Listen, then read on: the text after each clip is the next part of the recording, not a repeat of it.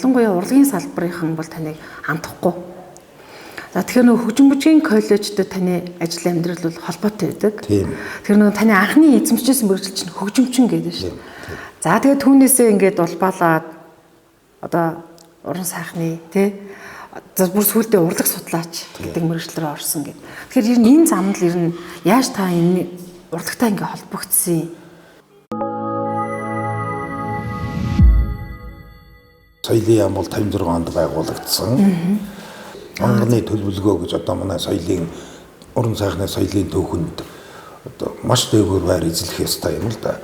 За тэр хүн бол яасан бөхлээр урлагийн сургуулийг өргөдгөж одоо хөгжим бүжгийн сургууль болгож хөгжим бүжгийн дунд сургуульд одоо тэр Европ хөгжмийн сургалтыг эхлүүлэх.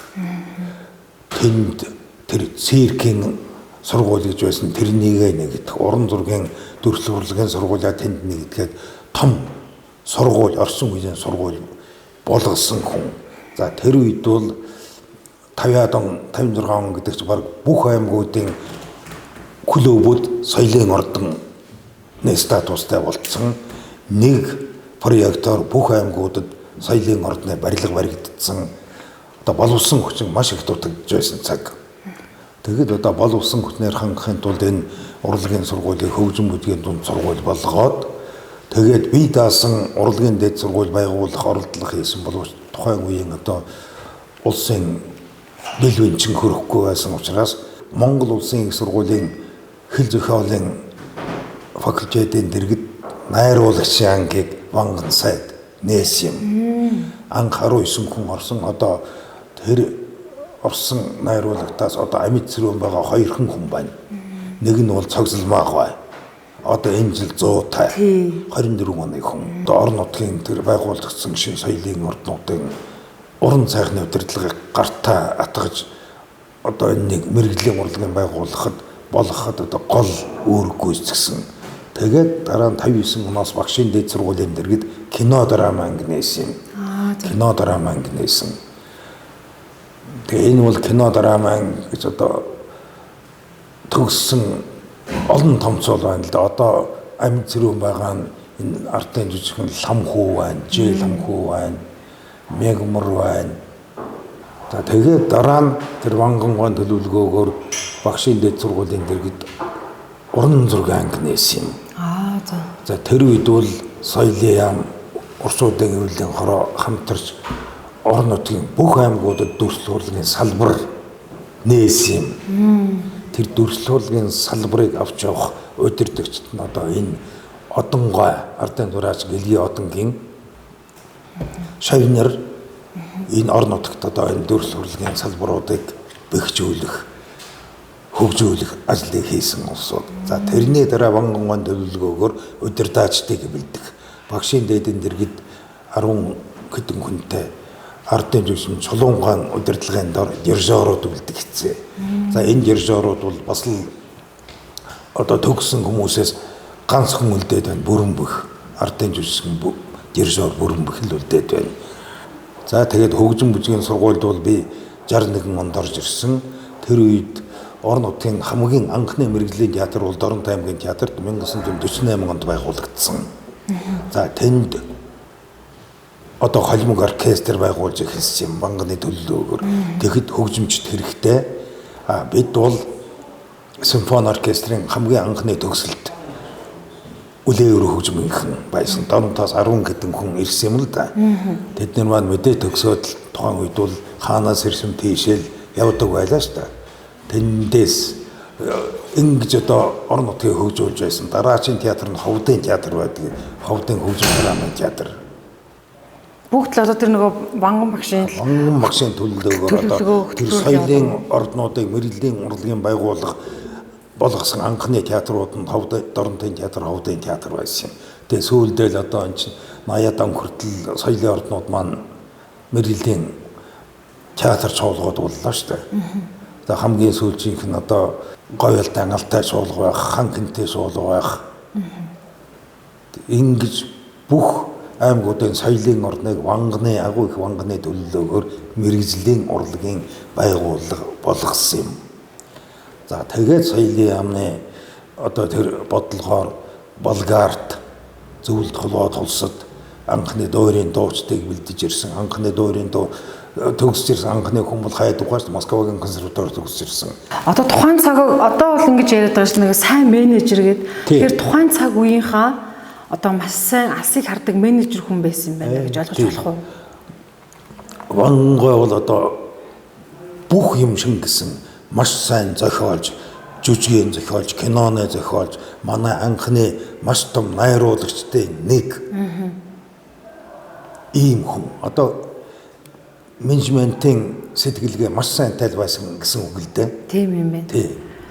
Та тэгээд урлаг судлалын мэргэжлийн яг хаанд үргэлжлэсэн энэ тэгээд би дараа нь Москвад Большой театрын дээр идэх театрын сургуульд явсан. Театральный училище. Тэнд би 4 жил сураад одоо Оросоор бол художник посвето гэж монголоор уран сайхны гэрэл төлгийн зураач гэдэг мэргэжилд эзэмшсэн. Тэгээд би Дарамын театртаа ирээд ажиллаж байсан. Тэгэхэд соёлын яамны сайд Сосор орон гэж мундаг хүн байлаа. Самбуугийн Сосор орон говьялтай хүн л дээ. Улс төрийн маш том зүтгэлтэн. Соёлын яамд орлогч дарга.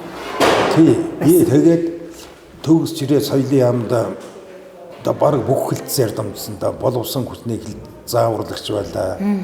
Төлөвлөөний хэлтс мэргэжилтэн байж байлаа. Тэгэж байтал Дарамын театрын орлог даргаар намайг явуулсан.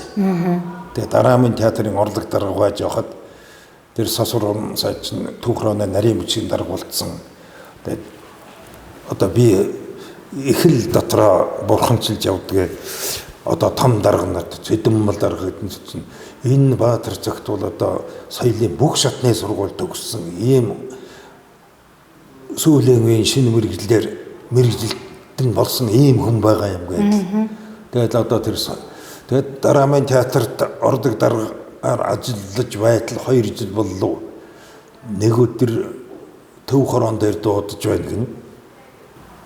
Тэр бол 79 78 он байсан байх. Додсон ч одоо төв хорооны орлогч боловсон хүчин Лувсан Цэрэн гэж хашир туршлагатай дарга байсан. Тэр хүний өрөөнд оргил орсон чинь тэгэл ерөөсөө соёл урлагтай ямар ч хамаагүй нэг юм яриад л байдаг. Тэгж байсан. За яв гээд явуулчихдаг. Гэхдээ хайрын цаг үрээд одоо энэ зөнсөн өвгөнгөх хааны юм бас дотроо залуу хүнч болж байгаа хгүй. Тэгсэн чинь 2-3 хонжойсон гинт дуурийн театрын орлог даргаар тэмэлждэг. Тэгж хашир хүмүүс нь элдүнгийн тойроо замаар энэ яаж юу бодож явдаг хүм гэж шинжсэн биш үү? Шинждэг байна шүү дээ. Тэрний би зөнсөн өвгөн шалдмын хамаг цагөөртэй гэж би тэгж бодож байсан тэр. Тэгээд дуурийн театрт орлог дарга болоод ер нь орлог дарга болоод ганц жил болсон байсан. Тэгээд би театрын дарга болцсон. За. Тэгээд дуурийн театрын даргаар ажиллаж байхад тэгээд соёлын яамны орлог сайд болгосон юм л да. Тэгээд миний дуурийн театрын орлог дарга, дуурийн театрын даргаар ажиллаж байсан тэр үе бол Монгол улсын дуурийн урлагийн, дуур бүжгийн урлагийн хөгжлийн нэг маш сонирхолтой зурвас үе байсан. Ардын жүжигчин, чулуун, ардын жүжигчин, жамин давгээд тэр уран сайхны бодлогыг барьж авсан томцуул. Тэнд чинь одоо ардын зураач Намхай Сэрэн гэж 1926 онд нацад орж идэгтэй Германд сургуульд явж байсан тим кадр анхны циркийн хөгжимчин скрипач байсан хүн. За тэнд одоо Лувсангийн гаваа гэж бүгд найрамд Монгол ардын ардын зураач Монголын дүрслэх урлагийн ноён оргил тэр хүнтэй ажиллаж байлаа. Энэ том цуултаа ажиллаж энэ хүмүүст их загнуулсан, их ч мэдэж авсан. За Дарамын театрт ажиллаж байхад манай алтан үеийн хүн баг бүгдээрээ амьд сүрэн байж байсан юм шүү дээ. Ичин горлоогоо, шаруудоогоо гэж бүгдээрээ байж байсан том цуул. Тэгээ ловоогоо, пүрвээгоо, цэвэн жавгаа, ханд зэрэнгоо гэж одоо эднэрч бүгдээрээ оюун багш тэнд уран сайханд удирдахч байсан. Би хорлогдор. Тэгээ бас пэдэг нөгөө залуу тэгээд алган шалын өвчнөд яхан бие жоохон тооцсон гэж оюун багш юм хэлэхэд бас эсэргүүцэх маягтай. Тэгэхээр оюун багш өлгөнөөс гараагүйч их том дарга байх чинь үүд тас хийж гарна. Тэгэхээр аавтараа юм багш одоо миний буруу гэдэг тэр нэг юм цохол бит нэг мөнгө төгрөг цохно. Тэрэн дээр нь бас тэр үеч нь одоо нөгөө улсын төсвийг дотаацыг хэмнэх ийм бодлого бол бидний толгойд гүн шингэсэн байсан. Тэгээд бас хэдэн төгрөг харамлж яахгүй юу? Ер нь Монгол улс заавал хэрэгтэй байх ёстой гэдгийг та ер нь яаж ястай энэ цирк гэдэг нь байна. Тэр зориг самбаа уршилтын хасна байдгийг зориг самбаа уршилтын хасдаг. Энэ бол маш зэрэгтэй маш хангалттай маш хонтой хүмүүсийн ажил салбарын Наунусын циркүүд 1940 онд байгуулагдсан шүү дээ. Яавагт фирмын хүнээс уудалтай задгай цирк байгуулсан. Энэ 1940 оны 7 сарын 11-нд нээлттэй хийж байсан. Одоо тухайн үеийн намтрын өдөртөс наарсж явуулсан тэргүүтээ тэднэр сочд үзэж байсан. Сарын циркийн арнамар гэдэг агаарыг нь асчаа Наунусын циркийн жүжигчдүүд хойцолонгос хятадын циркчдэг өрсөлдөж байсан. Өрсөлдөж байсан гэдэг хойцолонгос чинь тэр агарын тэмээс тийм лайк шүтэ. Тавандын яар нэг брэнд байсан. Өнөөдөр бол одоо Манпорын чоос Монгол улсын брэнд болчиход явж штэ. Яг ч яахгүй. Тэгээ одоо тэр энэ циркийг дахин байгуулах ёстой юм. Уг нь бол би одоо саягийн сайд намд хүсэлтэй тавьж байсан циркээ таар хамаагүй хотод жооч зах зээлийн циркийн зах зээлийн актер намьясон хотод аваад дахиад зэрэгж болох шүү. Одоо тэр циркийн дөтөртлийн и хамтлагийн райад тэвэл нэг өндөө хоосон юм болгочгоо байнаж тэр баняжгүй цирк гэж байж болохгүй шүү дээ. Контингент гэж тэ үзэгчтэй одоо тоо хэмжээнд тохирсон энэ өвчин циркэн барилгасан. тэрэн даад өөр ингэсэн хажуутай мал сүрэн бална. Жүжигсөө өфөн багны өөрсдөө тэнд дотроо циркийн барилгын бүлдүүд дотор амьдэрдэг. Ахай нааварч байлаа, чамын наавар байлаа, цавлгийн наавар байлаа, мөртний гарч зэрэг тэмэн дээр цэвгээд одоо ямааны наавар дээр одоо таван гүшүү малчин бүгд тэнд жүжигчин болсон тоглож байсан юм. Ер нь бол заавал үндэсний цирк байх ёстой. Одоо яг баясан барилгагүй тэр цирк боловгүй л дээ. Тэр баясан барилгатай болоо цирк дахиж манай цирк байгуулагч юм бол тэр гадаадд тэмж тэнүүслэн амьдарч байгаа чадвар боож ирсэн дээ. Их хоорондоо нэлээд тэр бөөнөрөө одоо та соёлын яамг сая тустай байсныг мэдж байгаа шүү дээ. А гэтэл одоо сая шинэ засгийн газар бүрэлдээд соёлын яамыг бас нийлүүлж эхлэв. Тэгээд тэрэн дээр нь баярлаад байгаа хүмүүс бас нэг хэсэг байгаа. Өстой болж гэл тээ. Аль нэг бол нийлүүлсэн юм. А гэтэл тэрийг нөгөө соёл урлагийг мэддэг хүмүүс буруу байна да. Чи буруу дүгнэж ин да гэх тэр сошиалоор ингээд тэгж байгаа. Тэгтэл нөгөө юмыг явцсан ойлгодог хүмүүс нь ингээд тэрийг тэгж хараад байна уу? Соёлын яам гэж үнэхээр тустай байх ёстой юу? Та нарын үеийн тэр одоо тухайн үед бол дарга гэдэг байсан. Гэхдээ л одооны менежерүүд маш сайн менежерүүд л байсан. Тэгэхээр та нарын үеийн тэр одоо соёлыг тэгж авч явж ирсэн тэр бодлого нь яг юун дээр тогтдог байсан юм? Бодлого ерөөсөө боловсон хүчний бодлого, уран сангийн бодлого энэ хоёр дээр л тогтж байсан ерөөсөө. Уран сангийн бодлого гэдэг бол гол нь байсан. Тэгэд одоо энэ чинь соёлын яамд бид чинь жүжиг киноны хэлц байгуулсан. Одоо Нандаггай, Чойлын, Чимэдгай, Дэмбэгийн, Мэгмэргай гэдэг энэ Батбаяр эднэрээс бүгдийг цуглуулсан. Тэдэнд чөлөө цалин өгөөд зохиол бичүүлж байсан. Тэгээд Мандаггай гэлтэн гэрийн сургалт явуулж одоо энэ сургалтын жаргал сайхан Дармын Батбаяр эднэрс нь тэрнээс гарсан хүмүүс шүү дээ гэрийн сургалтаар. Тэгэж жүжиг киноны зохиолуудыг буй болгож байсан. Гонч самлаагаа дань сэрэнгойд нэр том цуулыг бас чөлөөд салималгоод хөгжим бичүүлж байсан. Одоо хөгжмийн уран сангийг бүрдүүлж байсан. Яг тэр үеийн кинонуудыг одоо ингээ үзэхэд гоё байдаг. Хизээч хуужурдгүйгээл тэгээд идэг штеп. Тэгэхээр тэр нөгөө зохиол сайн байтайгаатай холбоотой юм эсвэл тухайн үеийн тэр дарга одоо тэр өдөртөжсэн хүмүүс аягүй сайн зангидж нэг баг болгож ийсэнтэй холбоотой юм. Тэр бол аль нэгнтэй холбоотой баг болгож байсан. Тэр ч одоо кино дүрийг бас л хөл дээр нь босгоход ванган агуу их ванган маань кино дүрийн уран сайхны удирдагч олон жил ажилласан шүү дээ. Тэр хүн чинь л одоо бас л тэр ванганы төлөвлөгөөр одоо кино дүрийг байгуулна, өөрийн байшинтай болгоно, киноны лаборатори бий болгоно. Одоо бүх холбоотой киноны дэд сургуульд найруулагчдыг оператор Ленинградын кино инженерийн сургуульд инженер операторуудыг бэлдэн, найруулагчдыг өвгийгт бэлдэн гэдэл тэр бол ванган төлөвлөгөөнд маш тодорхой туссан байдгийг. Тэгээд кино дүрийг бэхжүүлэх юм байсан бас л ингээд хийцэн. Тэгээд тэр кино дүрийн тэр уран сайхны бодлого дээр нь өөрөө очиж суудсан болохоор тэгээд тэр сайн кинонууд гарсан. Тэгээд хэдэн жилийн өмнө Стивен Сигл ирээд манай хуучин кинонуудыг үзсэн шүү дээ. Үзээд манай сэрэлтэйг бол одоо маш сайн кино гэж үнэлж байсан. Тэгээд тэр чинь одоо агуу их том найруулагч найруулсан. Тэгээд тэр цагааны цэг мө цэвэн жав гойд нэрт том цол бүгд тоглож байсан. Маш сайн кино гэж үнэлэгдэж байсан манай кинонуудаас. Тэгээ манай кинонууд бол зохиол сайн тэр нь тоглож байсан. Нэг алтан үеийн том жүжигчд байсан учраас тэрт нь ерөөсөө л аваад явчихж байсан. Тэр цаг.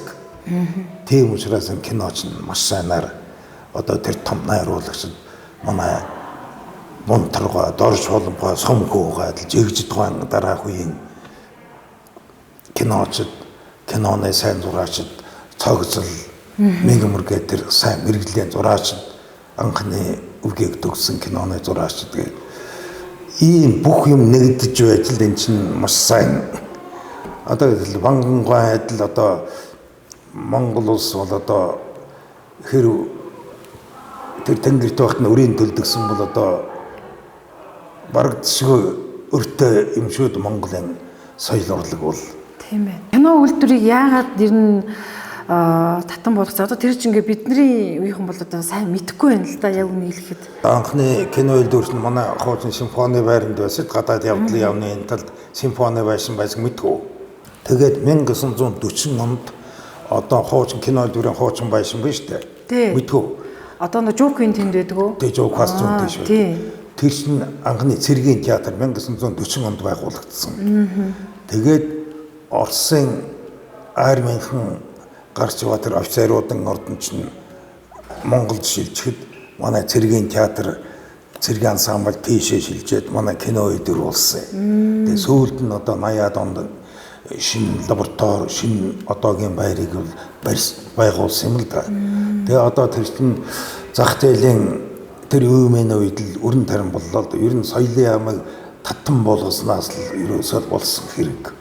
Хэрв соёлын ямыг татан буулгаагүй байсан бол кино үйлдвэрийг ямар нэгэн хэлбэрээр авч үлдэх боломж байлгах ёстой байсан. Одоо бол таны тэр үед ингээд ажиллаж явах үедээ бол тоног төхөөрөмжүүд бол эрс сайжирсан. Тийм ээ? Гэтэл нөгөө нэг сайн муу ээлжилдэг гэдэг шиг зохиолгүй эсвэл нөгөө нэг ур чадвар муутай ийм бүтээлүүд хийгдэд байна гэд кино театрт очих одоо нөгөө үзэгчдийн тоо буураад байна гэдэг судалгааг хүртэл хийжсэнийг бид бас ярилцлагаараа судлаачийг оруулж яриулж ирсэн л та. Хийдэж байсан. Тэгээ энэ чинь одоо тэгээд нөгөө л соёлын яам алгуулаад кино үйлдвэр нь бас тараагдаад. Тэгээ кино бол сайн зохиол гарч ирэхээ болсон. Найруулагч маань ажилгүй болсон. Одоо их л эмгэнэлтэй үйл явдал болсон юм л дөө. Тэгвэл зангиддаг байгууллага байхгүй очихлоор дагаад зүйлсэн ингээд байхгүй. Дагаад байхгүй болсон. Тэгэхээр одоо яг энэ цаг үед та соёлын яам бол заавал тустай байх ёстой гэж үздэг хүн нэг үү? Заавал байх ёстой. Яагаад? Заавал байх ёстой. Ер нь энэ соёл ялангуяа уран сайхны соёл гэдэг чинь тухайн улс орны нийгмийг гоо сайхны их шиглэнгээр хөглж явах ёстой. ийм салбар юм. Тэр салбарыг чиглүүлж байх ёстой гол менежмент нь тэр соёлын яамдаа байх ёстой юм л да. Тэгээд энэ зохиол бичдэг энэ зохиолчд маань өөрийн гэсэн одоо философик ойлголт нь эрс өөрчлөгдөд юу бичхээ мэдхээ болоод ингээд юм чинь тэр идеал гэдэг нэг юм байдаг. Одоо тэр юм маань ойлголт маань алга болцсон. Тэгээ зохиолч тулчхан юу бичээ мэдхээ болждаг. Улс төр бизнес хоёр хотголдлоор төр дампуурдаг гэдгийг одоо бид бол сүүлийн 30 жил одоо хангалттай амслаа. Кино үйлдвэр бас тустай байх хэрэгтэй. Заавал киночдыг зангиддаг бас нөгөө төсвийн одоо дээрээс нь тусалж дэмждэг ч гэдэг юм ийм байгууллага заавал байх хэрэгтэй. Одоо ер нь дэлхийн аль ч оронд Америкч байна, Оросч байна, Германдч байна, Хятад энэ төвд бүгдэнд нь бие даасан том кино студиуд байж байна шүү дээ. Тийм харгас хэрцгий Бараан талын адал явдлуудыг дагнсан маягийн тийм кинонууд бол их гарч ирж байна шүү дээ. Одоо тэр гэгээлэг одоо энэ хүний амьдрал гэдэг чинь өөрөөр тэрхөөр хിവэрэ кино юм. Энээс нь кино болох ёстой. Тэрнээс одоо тэр заавал бараан талыг гаргаж байх тийм хэрэг бол одоо үгүй юм да уг нь. Соёл урлагийн их сургуулийг байгуулсан. Би байгуулсан. Тий. Тэгэхээр энэ байгуулсан хүний нэг нь. Тий. Энэ түүх рүү нэг тавч орвол хэдэн онд хин уг нь 6 дугаар 5 жилийн төлөвлөгөөнд бид соёлын яам бие даасан урлагийн дээд сургууль байгуулах гэж оруулж байсан түүхтэй бүх програмыг боловсруулад төсөв мөнгөний боловсруулад энэ багшийн дээдийн кино драманг Найрал Дунаангийн үндсэн дээр бие даасан урлагийн дээд сургууль байгуулъя. Тэгээд тухайн энэ манай улсын одоо бас л бэл бэлчинтэй холбоотой юм л да. Байр сууцнаас судалдаг энэний хойшлуулъя гэсээр угаад тэр 90 онтой залгацсан. Тэр үед бол баяр байшин олон яам татан буугдаад нийлээд салаад баяр байшин тэр одоо 3 яамны одоогийн Суйсын барилга 3 яамны байшин суларсан цаг шүү дээ. Анх соёл урлагийн сургууль бол соёл урлагийн дээд сургууль гэд нэртэй байгуулагдсан. Энэ бол тухайн үедээ одоо энэ зах зээлийн шин нөхцөлд болсон гайхамшигтай үйл явдлын нэг. Бид анхудаа Монгол улс бие даасан урлагийн соёл урлагийн дээд сургуультай болсон. Тэгээд 3 факультет 5 тэнхимтэй 64 багштай 340 оюутантайгаар ингэж анх баяр. Олон багштай эхэлжсэн шүү дээ. Тэгсэн.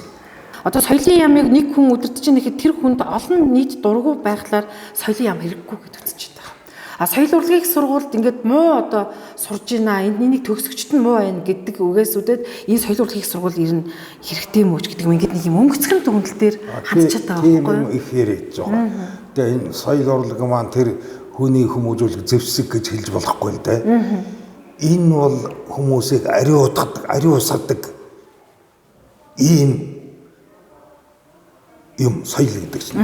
Ер нь соёл ялангуяа их урлаг гэдэг маань энэ хүн гэдэг амьтнаас нь цуснд нойрсон байдаг эрүүл саруул ухааныг сэрээж өгч явах ийм үндсэн үүрэгтэй юм.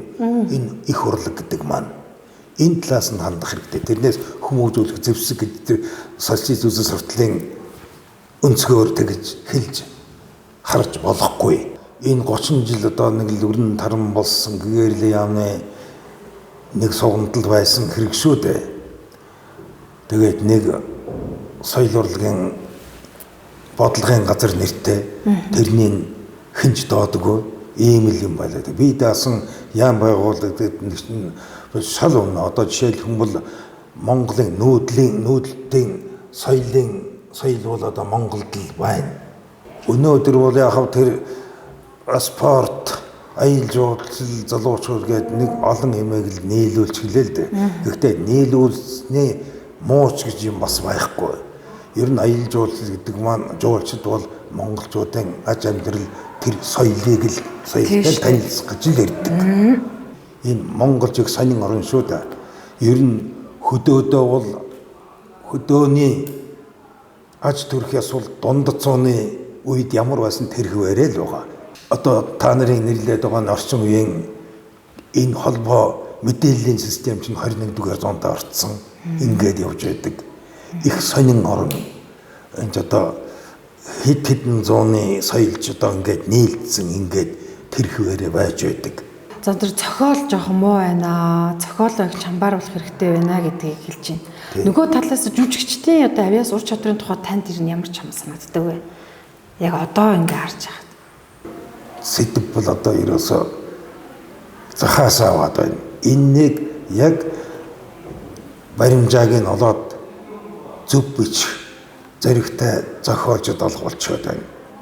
Тэгээ одоо соёлын яамн нэг л уран сангийн бодлогыг гартаа авч шинэ бүтээлүүд, орчин үеийн бүтээлүүд хийх хэрэгтэй л дээ. Чин сайн юм дэч муу алдаатай тал байна, муу юм дэч сайн тал байна.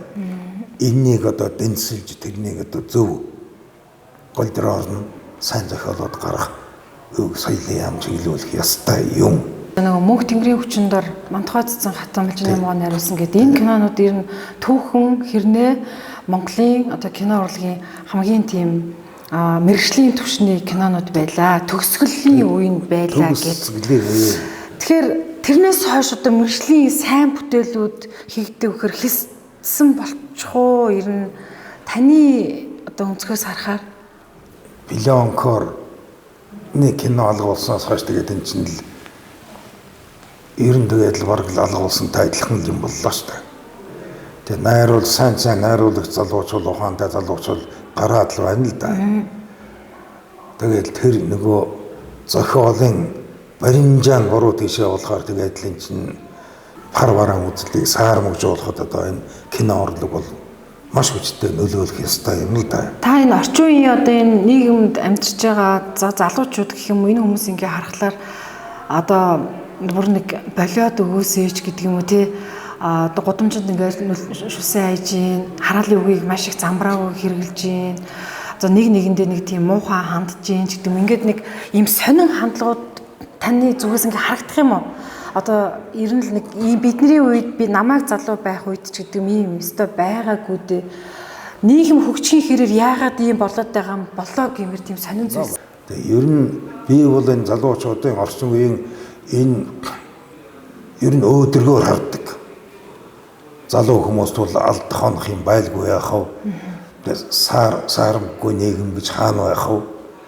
Бүх муу хэрэгүүд бол шүүхтээр очиж замхарддаг. Тэрнийг маш зэрэгтэй хэлж байгаа. Хэрв шинэ хууль боловсрогдоод батлагдах юм бол энэ шүүхийн систем бол шал өөр болно. Энэ хоёулдаан идэж уулгын үүр болсон энэ шүүх байгууллага бол цоошин болно. Одоо гайлын байгууллага шүүх байгууллагад л ерөөсөө энэ хэл хавхуй авилгал гэдэг чинь ерөөсөө л байж байгаа шүү дээ. Энэ бол бодит зүйл. Шүүхийн сонсоод одоо үнэхээр энэ нөхрийг энэ бошоохон өгөх ёстой юм байна л гэж санах байх л да. Үнэн хэрэгтээ шүүхийн байгууллага гэдэг бол одоо үнэхээр ялзарсан байгууллага. Одоо энэ соёл урлагийн байгууллагууд сургуулиуд байгаа шүү дээ. Соёл урлагийн сургуулиудыг төгсөж байгаа залуучуудад хандаж одоо нэг чадвартай боловсон хүчин бэлтгэж гарахад тэдгээрт хандаж ирэн та юу гэж хэлмээр вэ? Соёл урлагийн их сургуулийг хаах хэрэгтэй. Энэ олон хэрэггүй дуучид гарч байна. Энэ олон продакшнууд хэрэггүй юм гарч байна. Ингээд шүүмжлэл байдаг. Энэтэй бол би санал нэг. Гэхдээ одоо ялангуяа одоо дуучид ихтэл тэр 100 хүнээс чинь нэг л урт насан гарна, нэг л пүрвд орж гарна, нэг л жаргал сайхан гарна. Одоо нэг л амар төвшин гараад энэ дэлхийн уран сайхны ертөнцийг донсолдож байна шүү дээ. Энэ олон хүмүүс гарсаа тэндээс нь одоо дундаас нь юм гардаг. Тэгэлэр одоо цөөхөн 5 хүүхдийг дууны сургуульд ангид сургаад байх боломж байхгүй. Тэгээд энэ бол дуучин болно гэдэг бол одоо бурхнаасаа яасан бэлэг юм л да. Маш өндөр сонсголтой хүн байх ёстой. Сонсолгүй бол дуучин ч болохгүй, хөгжимчин ч болохгүй. Манай подкастын үзэгчтэй хандаад та соёл бол Тэ хамгийн чухал юм шүү. Соёлоо битгий гээгээрээ гэдэг талаас нь нэг сайхан үг хэлж өгөөч. Мянган жилийн түүхэнд соёл гэдэг бол оршсоор байсан. Тэр нь бол одоо залуучуудад хандж хэлэхэд одоо маш үнэтэй соёл нь бол ах захаа хүндэтгэх энэ ёсон байлаа. Энэ бол маш үнэтэй соёлын одоо суурин байсан юм. Тэгээ залуу аав ээжүүд бол ер нь монголчуудын соёл энэ хүмүүжил бол гэр бүлийн гэрийн гал голомтонд тэр суурин тавигддаг байсан. Тэгээ эрт дээрээс хэлээд монголчууд бол хүүхэд нэг эрдэнэ хүмүүжил мянган эрдэнэ гэж ингэж хэлдэг байсан. Тэгээ одоо настай чул бол хүүхдээ эрхлүүлж байгаа хүмүүсийг хараад за цэцгийг ургахын нутагта гандахын бассан явах хэрэгтэй гэж ингэж сургадаг байсан. Тэгээ одоо залуу аав ээжүүд маань хүүхдийн хүмүүжилдээ анхаарах болчиход байна шүү дээ. Тэр сургууль руу төлөвчөөд сургууль хийх ёстой гэж. Үгүй юм. Их эцгийн оролцоогүйгээр энэ хүмүүжилдээ хүн гарахгүй шүү юм. Их эцгийн хүмүүжил бол маш чухал. Ийм л юм одоо энэ үндэс бол одоо тэр ах захаа хүндэтэх өрлөг төвхтэй хүндэтгэлтэй хандах энэ л юм чинь одоо Монголын хүнийг хүн болгох юм чинь энэ соёл бол хүнийг хүн болгодог. За танд баярлалаа. Тэгээ бусдад дандаа урам хайрлагч байгаарай. Тэгээ урт удаан наслаарай. Бүх зүйлд нь сайн сайхныг хүсье. За баярлалаа.